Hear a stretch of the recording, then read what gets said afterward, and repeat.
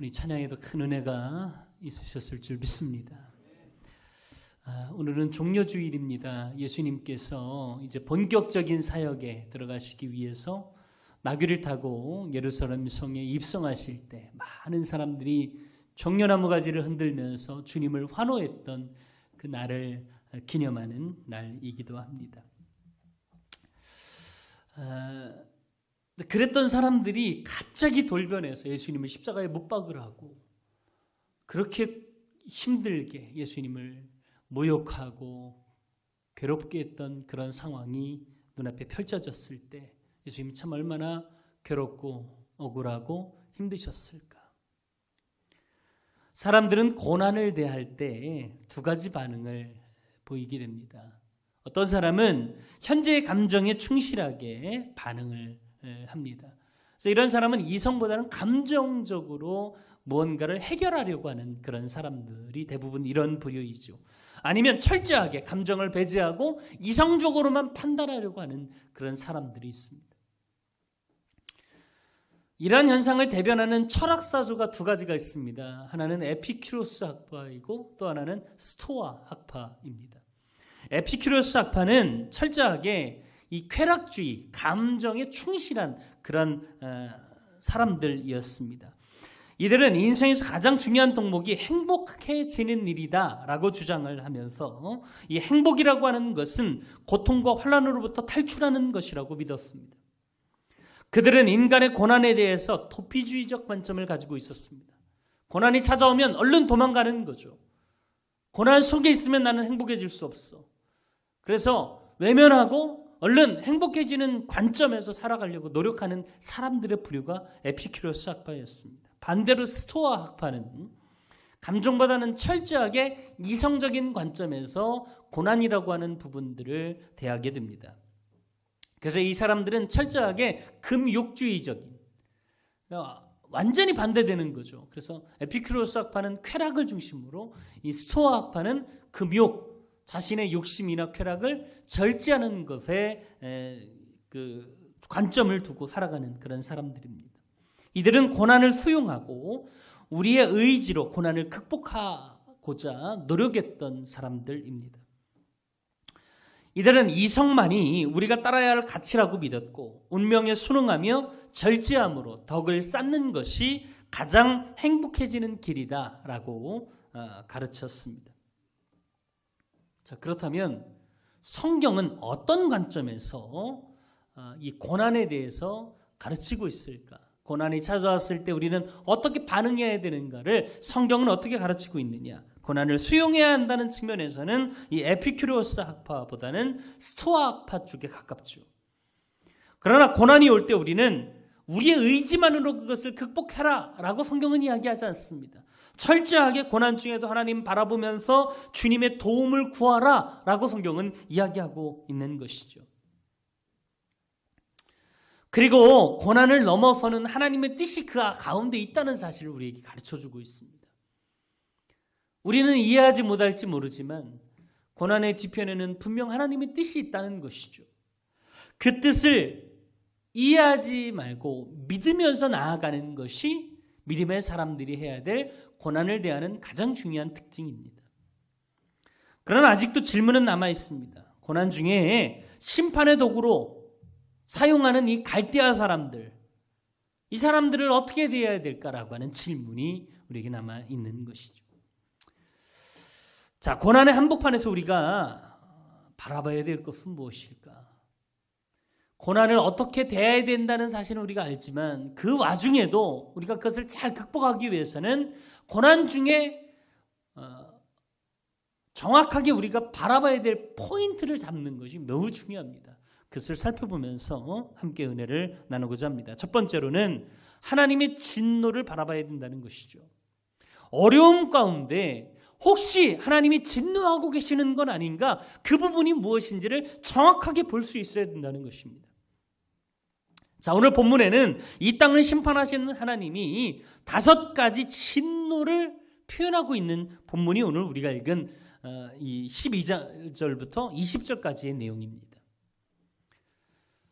자, 하나님의 진노가 이 화 있을진저라고 하는 단어로 표현되고 있어요. 자, 하나님께서 화 있을진저라고 이야기하시는 대상은 대부분 사람들의 죄 가운데 하나님은 진노하고 있다는 것입니다. 자, 이 진노는 남유다를 심판할 도구로 쓰임받는 바벨론의 대표적인 죄에 대해서 하나님이 지금 진노하고 계시는 것이죠. 자, 하나님은 어떤 죄에 대해서 진노하실까? 그렇다고 해서 하나님의 진노가 모든 고난이 죄 때문이다라고 말하기는 어렵습니다. 죄 없는 상태에서도 고난이 찾아올 수 있기 때문이죠. 그러나 많은 부분 우리가 당하는 고난은 우리가 지은 죄로 인한 하나님의 진노의 영역이라고 볼 수 있는 것이죠. 하나님은 이 죄에 대해서 두 가지 방안을 보이십니다. 하나는 진노하시는 거죠. 어떻게 네가 그럴 수 있느냐? 사실 믿었던 사람이 배신하면 가장 먼저 드는 반응이 진노이죠. 화이죠. 네가 나한테 어떻게 그럴 수 있어? 이런 반응이 가장 먼저 나오는 현상입니다. 우리도 마찬가지죠. 하나님께서 우리에 대해서 진노하시는 이유는 대부분 우리가 지은 죄 때문입니다. 이걸 정확하게 볼 수 있어야 된다는 것이죠. 또 하나의 반응이 있습니다. 그것이 뭐냐면 사랑의 반응이에요. 하나님이 죄에 대해서 진노만 하신다면 이 땅에 살아남을 사람은 아무도 없습니다. 근데 그 와중에 하나님은 우리가 진노받아야 하고 죄 때문에 죽어야 되는 우리를 사랑하셔서 대안을 내어놓으시죠. 그것이 지금 우리가 지나고 있는 이 고난주간에 주신 가장 중요한 메시지입니다. 우리는 우리의 죄 때문에 죽을 수밖에 없습니다. 근데 우리의 죄를 대신해서 예수님이 고난당하셨고 예수님이 십자가에 달려 죽으셨습니다. 그래서 우리가 당할 진노를 주님이 다 대신 짊어지신 거죠. 그것을 우리가 믿기만 하면 우리는 구원을 받고 영생을 얻게 되는 줄 믿습니다. 그럼에도 불구하고 우리는 우리가 지은 죄에 대해서 정확하게 볼 수 있어야 된다는 거죠. 하나님이 우리의 어떤 부분에 화를 내시는가, 진노하시는가, 우리의 어떤 죄 때문에 진노하시는가를 알지 못하면 우리는 계속해서 똑같은 죄를 반복할 수밖에 없는 것이죠. 자, 오늘 성경은 5가지 죄를 언급하고 있습니다. 첫 번째는 탐욕에 대해서 하나님은 진노하신다고 말하고 있습니다.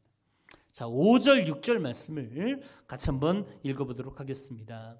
5절, 6절 같이 읽겠습니다. 시작. 그는 술을 즐기며 거짓되고 교만하여 잊지 아니하고 스올처럼 자기의 욕심을 넓히며 또 그는 사망같이서 족한 줄을 모르고 자기에게로 여러 나라를 모으며 여러 백성을 모으나니 화 있을진저 자기 소유 아닌 것을 모으는 자여 언제까지 이르겠느냐 볼모 잡은 것으로 무겁게 짐진 자여. 자, 가장 먼저 우리에게 말씀하실 때 뭐라고 5절에서 이야기하면 스올처럼 자기 욕심을 넓힌 자여라고 얘기합니다. 스올처럼 자기 욕심을 넓힌, 스올이라는 게 지옥이잖아요. 지옥같이 자기 욕심을 위해서 욕심만을 위해서 넓혀가는 사람들, 이런 사람들에게 하나님의 진노가 있을 것이다 라고 말하고 있는 것이죠. 또 6절에 보니까 볼모 잡은 것으로 무겁게 한다 라고 이야기하고 있어요. 볼모 잡는다 라고 하는 표현은 그 당시에 이 전당포에서 쓰이는 단어입니다. 전당포가 어떤 곳입니까? 물건을 맡기고 돈을 이렇게 빌려가는 곳이 전당포 아닙니까? 근데 물건의 가치를 제대로 평가하지 아니하고 조금만 대출을 내주고 그 물건을 착복하는 사람들이 대부분 이 전당포에 있는 사람들이었습니다. 성경시대, 바벨론 시대의 전당포 하는 사람들의 이야기이죠. 그래서 전당포 주인이 부당한 방법으로 재물을 모으고 그 재물로 갑질을 하는 것, 그것을 비유해서 오늘 성경은 이야기하고 있는 것이죠. 당시 갈대아 민족이 이랬습니다. 수많은 민족을 힘으로 제압했습니다. 침략해서 모든 것을 다 빼앗았습니다. 그리고는 정말 감당하지 못할 그런 부담을 안겨주었던 민족이 갈대아 민족이었습니다. 그들은 그럼에도 만족하지 아니하고 더 많은 것을 요구하고 자기 욕심을 위해서 더 많은 것들을 채워가고 있었던 것이 그 당시의 갈대아 민족이었습니다. 이것이 성경이 말하는 탐심입니다. 하나님은 탐욕에 대해서, 탐심에 대해서 진노하시는 것이죠. 돈 싫어하는 사람은 없습니다. 그러나 그것이 그냥 돈을 좋아하는 것에서 그치지 아니하고 돈을 탐내는 것으로 발전하는 사람은 하나님의 진노를 살 수밖에 없습니다. 여러분, 탐욕이 되면 돈 때문에 사람을 이용하고 돈 때문에 하나님을 이용합니다. 수단과 방법을 가리지 아니하고 돈을 모으기 위해서 애씁니다. 돈을 쫓는 사람이 아니라 우리는 하나님이 주신 축복을 잘 관리하여 그 돈을 선용하는 사람이 되어야 될 줄 믿습니다. 그래야 하나님의 진노를 피할 수 있는 것입니다. 두 번째, 하나님은 이기심에 대해서 진노하신다는 거예요. 자, 9절 말씀 함께 좀 읽어보겠습니다. 9절 말씀 같이 한번 읽어보겠습니다. 시작. 재앙을 피하기 위하여 높은 데 깃들이려 하며 자기 집을 위하여 취하는 자에게 화 있을진저. 자, 이 화 있을진저라고 하는 단어가 5번 나오는데 두 번째 나오는 곳이 여기입니다. 여기서 말하는 부당한 이익이라고 하는 것은 탐심보다는 이기심에서 나오는 현상을 이야기하는 것입니다. 부당한 이익을 취하려고 하는 동기는 철저한 자기만족에 있습니다. 나만 만족하면 된다는 것입니다. 다른 사람이 피해를 당하거나 다른 사람이 힘든 일을 당하는 거 나는 아무 상관없다는 것입니다. 나만 잘 되면 된다는 겁니다. 철저하게 이기적인 욕심, 그것에 똘똘 뭉쳐있는 그런 모습을 가리키고 있는 것입니다. 그 사람에게 이웃은 철저하게 이용하려고 하는 대상일 수밖에 없는 것이죠. 하나님은 분명히 말씀을 통해서 내 하나님과 내 이웃을 너보다 먼저 사랑해야 된다라고 말하고 있습니다. 하나님은 그렇게 말씀하셨음에도 불구하고 이웃과 하나님을 뒤로 앉지 오직 자기만 사랑하고 자기 이익에만 욕심을 부리고 있는 사람들에 대해서 경고하시는 거죠. 하나님은 그런 사람들을 가만두지 않겠다는 거예요.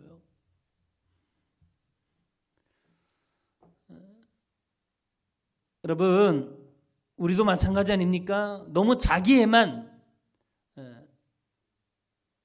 만족하려고 하는 그런 습성들이 사람들은 다 있습니다. 다른 사람들의 아픔, 상처, 다른 사람들의 힘듦 이런 것들은 돌아보지 아니하고 나만 잘 되면 되는 겁니다. 나만 행복하면 되는 겁니다. 여러분, 성경은 절대로 그렇게 가르치지 않습니다. 철저한 이타적인 사랑을 가르치는 것이 성경이고 기독교이고 복음입니다. 나만 잘 되면 됩니까? 나만 행복하면 됩니까? 이 땅에 힘들고 어려운 사람들이 있는 한 우리는 그들을 향해서 철저하게 이타적으로 살아가야 하는 것이죠. 그게 진정한 성경의 가치이고 복음의 가치라고 저는 믿습니다. 우리 교회 힘들지 않다고 힘들고 어려운 사람들을 외면해서는 안 되는 거죠. 여러분, 우리를 위해서 자신을 버렸던 예수님처럼 우리도 누군가를 위해 희생할 줄 아는 그런 믿음의 가치를 위해 살아가는 저 여러분 될 수 있기를 간절히 바랍니다. 성경은 이기심만 가득한 사람들을 향해서 하나님이 분노하신다, 진노하신다 가르치고 있는 것이죠. 세 번째가 뭐냐면 착취하는 것에 대해서 하나님은 진노하신다는 것입니다. 자, 12절 같이 한번 좀 읽어보겠습니다. 피로 성읍을 건설하며 불의로 성을 건축하는 자에게 화 있을진저 라고 말합니다. 피로 성읍을 건축하고 불의로 성을 건축하는 자. 이야기는 뭡니까? 그 당시에 바벨론이 많은 나라들을 정복하고 많은 나라들의 사람들을 포로로 끌고 가서 시켰던 일이 뭡니까? 성을 건축하고 창고를 건축하고 건축물들을 많은 사람들에게 자랑하기 위해서 사람들을 동원해서 일을 벌였던 거죠. 그것에 대해서 이야기하고 있는 것입니다. 바벨론은 그 당시에 전 세계를 통일했던 나라입니다. 다른 나라 사람들을 잡아다가 노예로 부리면서 자랑거리로 성을 건축하고 자기 세를 과시했던 사람들이 그들입니다. 그들에게는 사람보다 힘을 더 중요시했고 물질을 더 중요시했고 성공을 더 중요시했습니다. 그래서 사람을 도구로만 부렸던 사람들이 그 당시에 바벨론, 갈대아 사람들이었던 것입니다. 이걸 뭐라 그럽니까? 착취라고 하는 거예요. 착취. 13절에서 하나님은 그들이 자기 세력을 위해서 착취하는 모든 것은 다 불에 탈 것이다 라고 경고하고 있습니다. 같이 한번 볼까요? 13절 시작. 민족들이 불탈 것으로 수고하는 것과 나라들이 헛된 일로 피곤하게 되는 것이 만군의 여호와께로 말미암음이 아니냐. 여러분, 다른 사람들 착취해서 무언가를 거두고 그들을 이용해서 자기 부를 쌓는다면 하나님은 경고하시는 거예요. 언젠가는 그거 다 불탈 것이다. 네가 한 수고들 다 헛것이 될 것이다 라고 이야기하고 있는 것이죠. 사람을 도구 삼아서 버리는 모든 것이 다 헛될 것이다 라고 말하고 있는 것입니다. 하나님은 사람을 도구로 삼아 자기 욕심을 채우려고 하는 모든 착취에 분노하십니다. 그렇기 때문에 우리는 사람을 대할 때 영혼으로 대해야 됩니다. 특별히 기업을 운영하거나 사업을 운영하는 분들은 종업원들이나 부하 직원들을 이용의 대상으로만 여겨서는 안 됩니다. 특별히 기독교인들이라면 더더욱 그렇습니다. 영혼으로 바라볼 수 있어야 됩니다. 그런 안목이 있어야만 하나님께 진노의 대상이 되지 않는다는 것이죠. 진심으로 그들을 사랑하고 그들의 영혼을 생각하는 마음으로 그들을 대할 때 그들이 우리를 통해서 하나님의 나라를 보고 복음을 봐야만 그들이 진짜 변화되고 그들이 복음을 받아들일 거 아니겠냔 말이죠. 네 번째가 뭡니까? 술 취함에 대해서 진노하신다는 것입니다.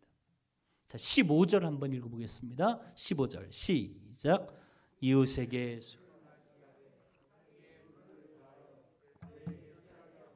그 하체를 드러내려 하는 자에게 화 있을진저. 한국 사회의 정말 고질적인 문화 가운데 하나가 뭐냐면 술을 권하는 문화입니다. 혼자 마시면 되는데도 굳이 사람들은 술을 권합니다. 사실 술은 기호식품입니다. 좋아하는 사람도 있고 싫어하는 사람도 있습니다. 술을 잘 마시는 사람도 있지만 술을 못 마시는 사람도 있습니다. 술을 잘 해독하는 사람이 있는가 하면 그렇지 못한 사람도 분명 있습니다. 그런데 한국 문화는 어떻습니까? 자신의 성화는 상관없습니다. 무조건 우리 직장에 들어오면 마셔야 돼. 우리 모임에 들어오면 무조건 마셔야 돼. 내가 마실 때 너도 마셔야 돼. 이게 한국 문화입니다. 이런 문화는 정말 문제가 많죠. 뭐 대학교에 들어가서 오리엔테이션 때 술을 마시다가 목숨을 잃는 경우, 직장에 이 회식 문화, 요즘 많이 바뀌긴 했지만 아직도 고질적으로 이런 문화들이 뿌리 깊게 자리 잡혀 있습니다. 한국에서 유일하게 음주에 대해서 절제하라고 가르치는 것이 교회입니다. 참 희한하죠. 불교나 천주교에서도 가르치지 않습니다. 근데 유일하게 교회만이 술에 대해서 절제하라고 가르치는 것이죠. 그렇다고 술을 입에 대지도 말라라고 성경은 가르치지 않습니다. 그러나 성경은 술에 대한 절제를 철저하게 강조하고 있습니다. 실제로 성경은 감독이나 집사 등 영적인 지도자들의 자격을 말할 때 술을 즐기지 않아야 된다라고 명확하게 이야기하고 있습니다. 또한 치료의 목적으로는 포도를 음용해도 된다라고 이야기하는 구절도 분명히 있습니다. 디모데전서 5장 23절에 보니까 이제부터는 물만 마시지 말고 내 위장과 자주 나는 병을 위하여는 포도주를 조금씩 쓰라 이렇게 되어 있어요. 치료의 목적을 위해서는 이 포도주는 먹어도 된다라고 쓰여 있습니다. 그럼에도 불구하고 술에 대한 절제 명령은 성경에 넘쳐납니다. 에베소서나 로마서에는 술 취하지 말라라고 명확하게 명시되어 있고 갈라디아서도 술 취함을 경계하라라고 말하고 있고 술 취한 자는 사귀지도 말라고 고린도전서에는 이야기하고 있습니다. 사실 엄청난 알코올 소비, 알코올 중독, 또 알코올로 말미암아서 벌어지는 수많은 사회적인 피해 이런 것들은 이루다 말할 수 없습니다. 술을 좋아하다 보면 술이 사람을 먹는 경우가 많습니다. 술이 술을 먹게 되는 경우, 이런 것들이 얼마나 많은 사회적인 지탄을 받는 일이 되고 있느냐 말이죠. 여러분, 하박국은 다른 사람에게 술을 마시게 하고 취하게 하는 자에게 하나님의 진노가 있을 것이라고 이야기합니다. 믿음의 사람들은 먼저 자신을 절제할 줄 아는 억제력을 잘 기를 수 있기를 간절히 바랍니다. 저는 모태신앙인 것이 참 축복이라고 믿습니다. 어릴 때부터 철저하게 신앙적으로 교육을 받아왔습니다. 주일날은 무슨 일 있어도 예배해야 되고, 술은 입에도 대지 말아야 되고, 나쁜 자리 가면 안 되고, 이런 것들을 철저하게 훈련받아 왔습니다. 이것이 어릴 때부터 훈련되지 않으면 자기 억제력이 없는 인생이 됩니다. 조절을 못하는 그런 경우가 너무 많다는 거죠. 여러분, 기독교인은 이 억제력을 잘 길러야 됩니다. 자기 스스로 자기를 컨트롤하지 못하면 어떻게 그런 사람들에게 하나님의 사명을 맡길 수 있겠냔 말이죠. 이런 측면에서는 굉장히 중요한 부분입니다. 마실 수 있지만 믿음으로 마시지 않는 것, 이것이 믿음이고 이것이 억제력입니다. 특별히 하나님은 술 취하게 하는 자들을 위해 진노하신다 말하고 있어요. 믿음 있는 사람들도 직장생활을 하다 보면 어쩔 수 없이 마실 수밖에 없는 경우가 있을지 모르겠습니다. 그럴 경우에라도 여러분, 주변 사람들을 강요하지 마십시오. 하나님 그것에 대해서는 철저하게 진노하시겠다 말씀하고 있는 것입니다. 마지막으로 다섯 번째가 뭡니까? 우상 숭배에 대해서 하나님은 진노하신다는 것입니다. 자, 19절 한번 보십시오. 나무에게 깨어라 하지 말며 말하지 못하는 돌에게 일어나라 하는 자에게 화 있을진저 그것이 교훈을 베풀겠느냐? 보라, 이는 금과 은으로 입힌 것인즉 그 속에는 생기가 도무지 없느니라. 성경 전체를 통해서 우상 숭배는 가장 강력한 범죄로 여겨왔습니다. 가장 심각한 죄가, 성경이 말하는 가장 심각한 죄는 우상 숭배입니다. 그래서 하나님은 이 우상 숭배에 대해서는 예외 없이 진노를 베푸셨습니다.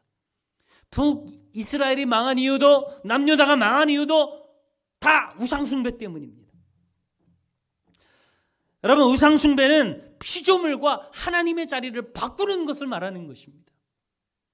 경배받아야 될 하나님의 자리에 다른 것을 올려놓는 그 순간 우리는 우상 숭배자가 되는 것입니다. 그것이 나무로 깎은 것이든 금으로 만든 것이든 다 이건 우상 숭배인 것이죠. 그러나 비단 나무나 돌만이 그 대상이 되는 것은 아닙니다. 우리를 하나님보다 더 사랑하게 하는 모든 것, 하나님에게서 우리를 멀어지게 하는 모든 것이 다 우상인 것입니다. 디모데후서 3장 1절 2절에 보니까 성경은 이렇게 이야기합니다. 너는 이것을 알라. 말세에 고통하는 때가 이르러 사람들이 자기를 사랑하며 돈을 사랑하며 자랑하며 교만하며. 여러분, 하나님보다 자기를 더 사랑하면 그게 우상이 되는 겁니다. 하나님보다 돈을 사랑하면 그게 우상이 되는 거예요. 그게 맘모니즘입니다.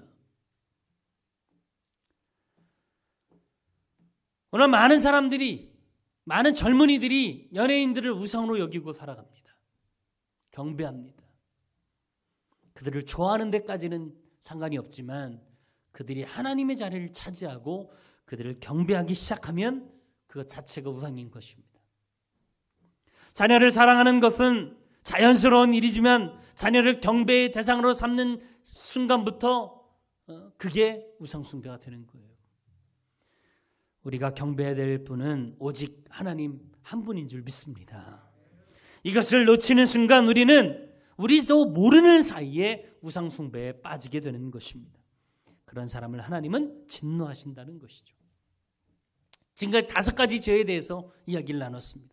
이 죄에 대해서는 하나님은 진노하신다라고 이야기하고 있습니다.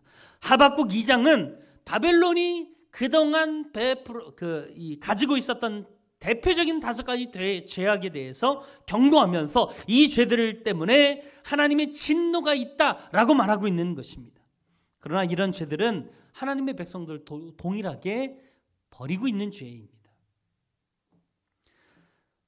그러나 하박국 선지자는 이런 죄들에 대한 하나님의 진노에만 초점을 맞추고 있지 않습니다. 이 상황 가운데에서도 동시에 이 죄를 멀리하고 하나님의 임재를 사모하는 자들에게 바라봐야 될 가장 중요한 대상을 이야기하고 있어요. 그게 뭐예요? 하나님의 영광이라고 하는 것입니다.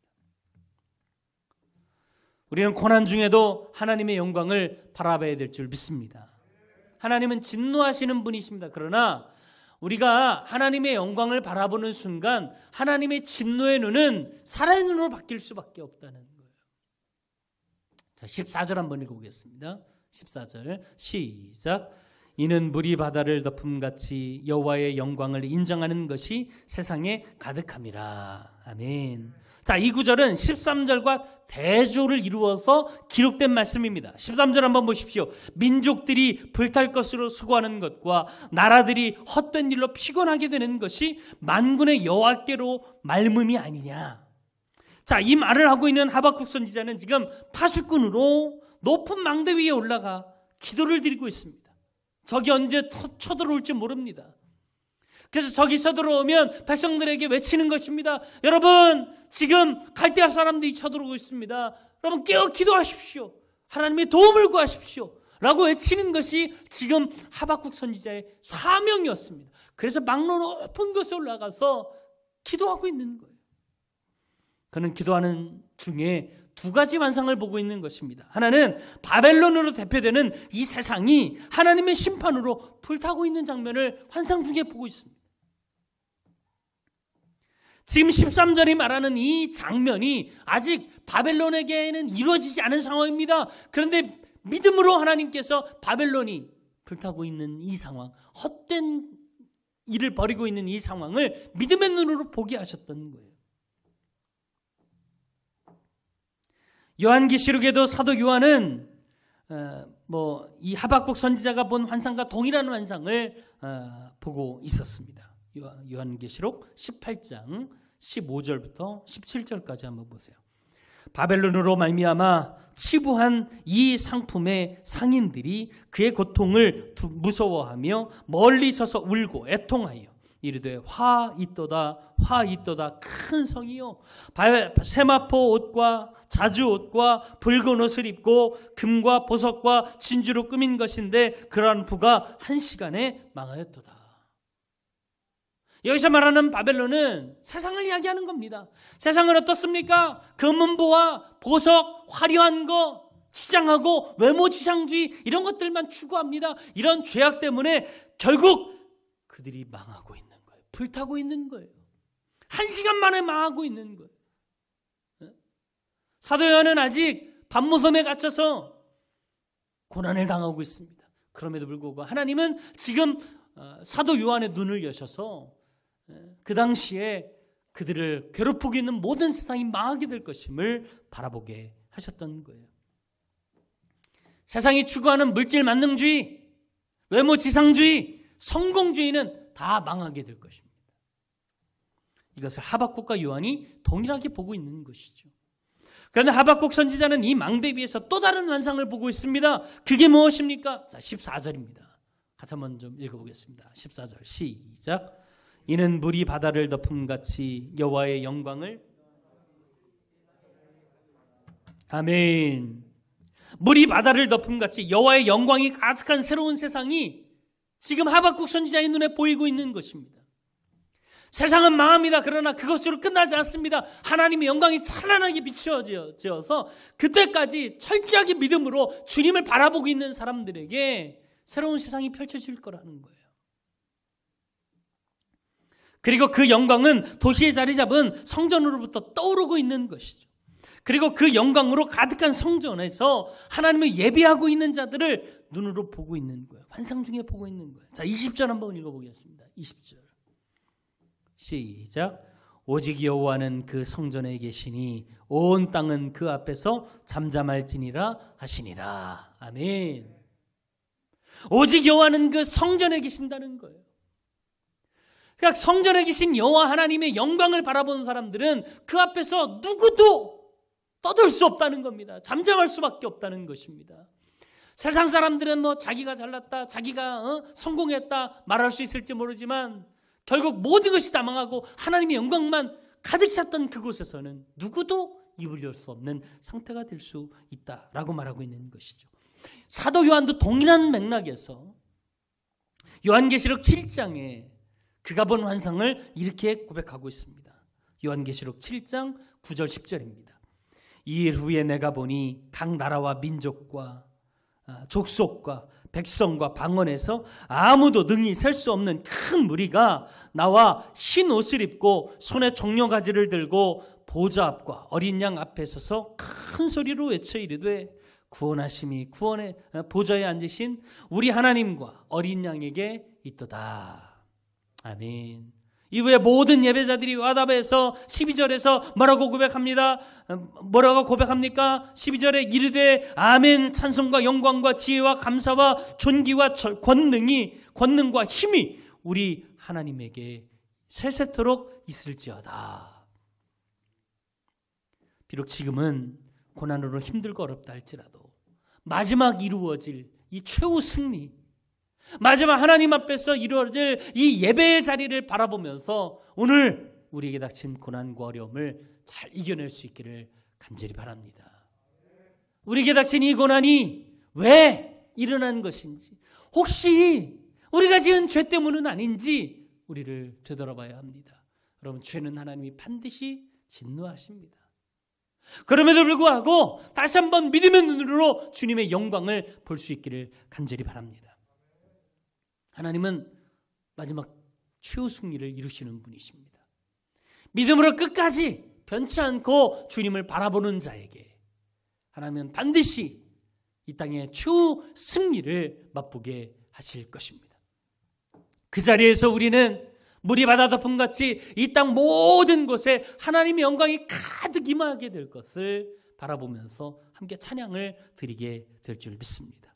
지금은 아닐지 모릅니다. 지금은 여전히 힘듭니다. 어렵습니다. 그러나 그 와중에 하나님이 마지막에 베푸실 그 영광의 자리를 바라보면서 함께 찬양 올려드릴 수 있기를 간절히 바랍니다.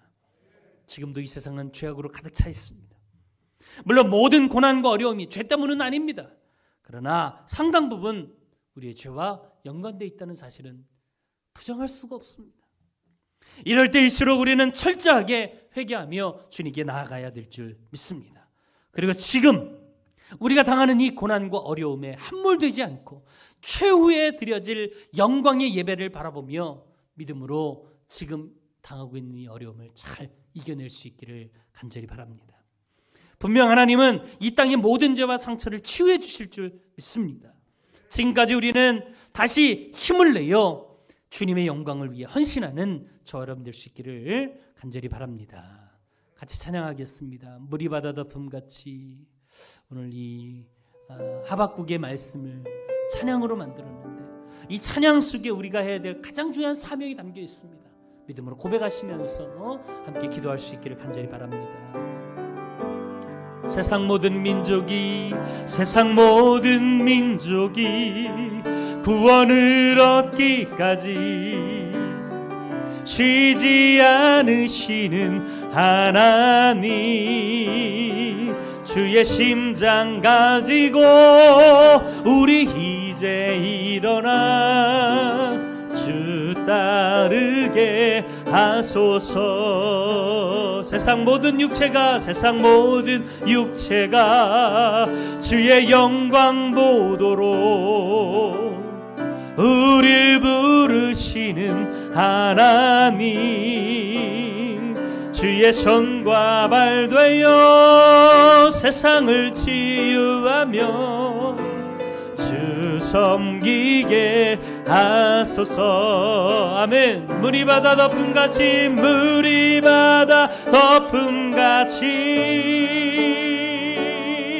여호와의 영광을 인정하는 것이 온 세상 가득하리라. 물이 바다 덮음같이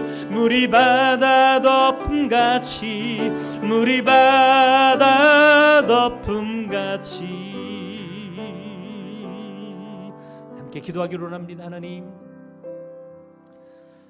이 세상 모든 육체가 주님의 영광을 바라보길 간절히 원합니다. 지금 고난과 어려움 가운데 있지만 이 상황을 통해서 주님은 우리를 깨끗게 정결케 정화하시고 계시는 줄 믿습니다. 이럴 때 더 기도하며 하나님께 나아가게 하시고 마지막 이 땅에 정말 물이 바다다분같이 이루어질 하나님의 영광을 바라보며 이 모든 어려움들을 잘 이겨낼 수 있도록 우리 모든 성도들에게 힘과 능력을 더해달라고 주여만 크게 부르짖고 같이 기도하며 나아갑니다. 주여 살아 역사하시는 주님, 어려움 중에도 주님께 예배하게 하시니 감사합니다. 더 간절한 마음으로 주님을 찬양하며 예배하게 하시고 믿음으로 승리하는 우리 모두가 될 수 있도록 주여 우리를 도우시고 인도하시고 역사하시길 간절히 원합니다. 성령님 함께하여 주옵소서. 온전히 주님만 바라보게 하시고 승리하는 삶 살아갈 수 있도록 우리를 다스리시고 인도하시길 간절히 원합니다. 아버지, 이 땅에 수많은 사람들이 주님의 영광을 바라보게 하시길 간절히 원합니다. 아버지, 교회가 욕을 먹고 정말 어려운 가운데 있는 상황입니다. 그럴 때일수록 더 우리의 믿음의 가치가 빛나게 하시고 끝까지 주님을 바라보는 믿음의 헌신자들이 더 나올 수 있도록 우리를 도우시고 인도하여 주옵소서. 성령님 역사하실 줄 믿습니다. 인도하여 주옵소서. 우리의 죄 문제를 해결하시기 위해서 이 땅에 오신 주님을 찬양합니다. 그럼에도 불구하고 우리가 다시 죄를 짓고 그 죄 때문에 하나님이 진노하고 계시는 건 아닌지 우리가 다시 한번 돌아보게 하여 주시옵소서. 고난 중에 어려움 중에 다시 한번 믿음을 가지고 주님 앞에 나왔습니다.